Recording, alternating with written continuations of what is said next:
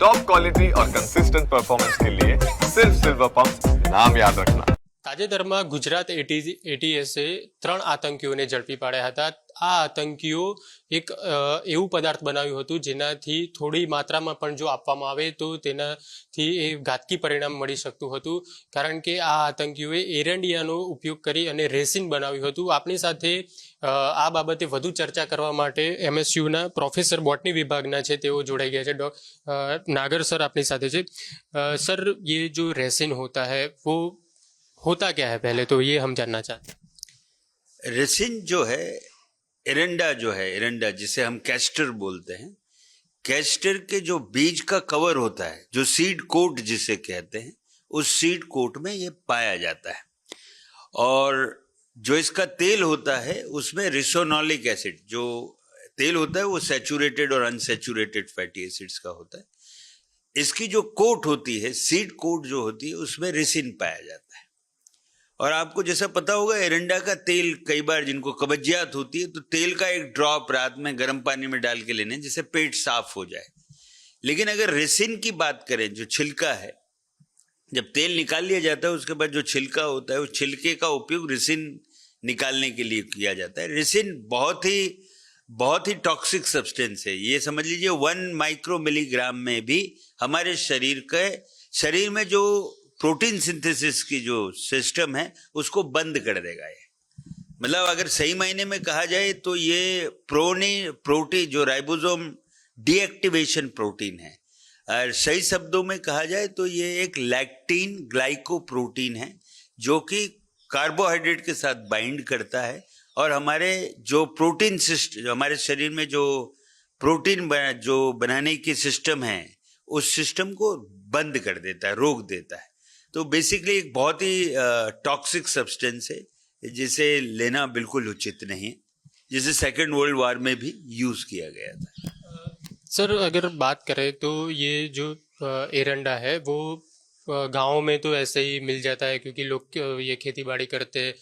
तो जहाँ पे लोगों को क्या ध्यान रखना चाहिए कि इससे कैसे उपयोग करना चाहिए, कैसे क्या करना चाहिए?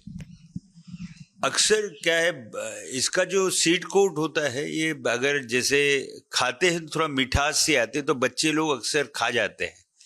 लेकिन अगर आपने देखा होगा चूहे भी खा लेते तो चूहे भी मर जाते हैं, राइट. तो इसका एक्चुअली क्या है, उससे टॉक्सिक, जहाँ तक हो सके एरंडे के बीज जो हैं उन्हें सेफ गार्ड ऐसी जगह रखा जाए जैसे कि बच्चे लोग के पास तक ना पहुंचे. कई बार क्या होता है कि लोग भूख लगती है तो पता नहीं होता है, किसी के भी बीज होते हैं उसे समझ के खा लेते हैं.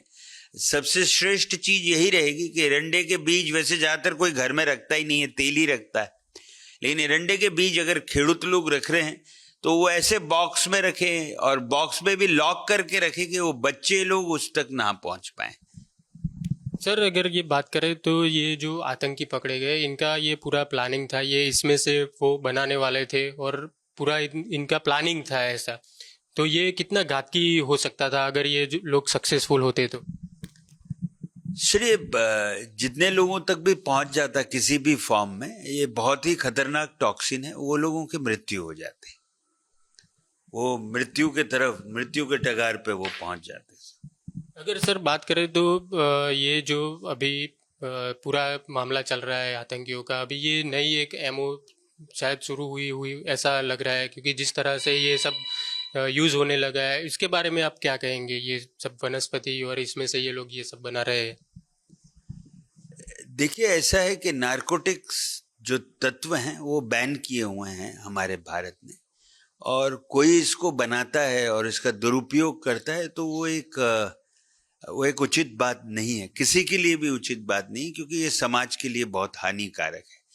अब एक्चुअली पौधे इसलिए ये बनाते हैं, वो उनका एक डिफेंस मैकेनिज्म है. जैसे हम अपनी जान बचाने के लिए सुरक्षा करते हैं, जानवर इनके बीज ना खाएं, पौधे ना खाएं, फूल ना खाएं, तो इसके लिए वो ऐसे तत्व बनाते हैं जानवरों से बचने के लिए. इसलिए आपने देखा होगा एरंडे का जहां भी पौधा होता है वहां पे कोई गाय भैंस या कोई चर नहीं रहा होता है. इसलिए आपने देखा होगा विश्वामित्री के नदी के घाट पे भी एरंडे के बहुत पौधे लगे हैं, वो कोई भूंड वूंड खाता नहीं है. और किसी भी जो जमीन खराब होती है उसमें सबसे पहले कोई पौधा उगाया जाता है, वो भी एरंडे का उगाया जाता है, क्योंकि जल्दी उगता है और जैसे ही उग जाता है आप उसी को जमीन में डाल के अपनी जमीन को फलद्रुप बना सकते हैं. પ્રોફેસર નાગરે આપણી સાથે વાતચીત કરી. તેમને જે આ રેસિન આતંકીઓ યુઝ કરવાના હતા તેના વિશે વિસ્તૃતમાં વાત કરી છે. તમામ માહિતી આપને આપી છે અને તમામ બાબતે પણ ચર્ચા કરી છે કે કેવી રીતે આનાથી બચવું જોઈએ અને કેવી રીતે દૂર રહેવું જોઈએ. કેમેરામેન અંકિત સાથે દર્શન ચૌધરી, ન્યૂઝ કેપિટલ, વડોદરા.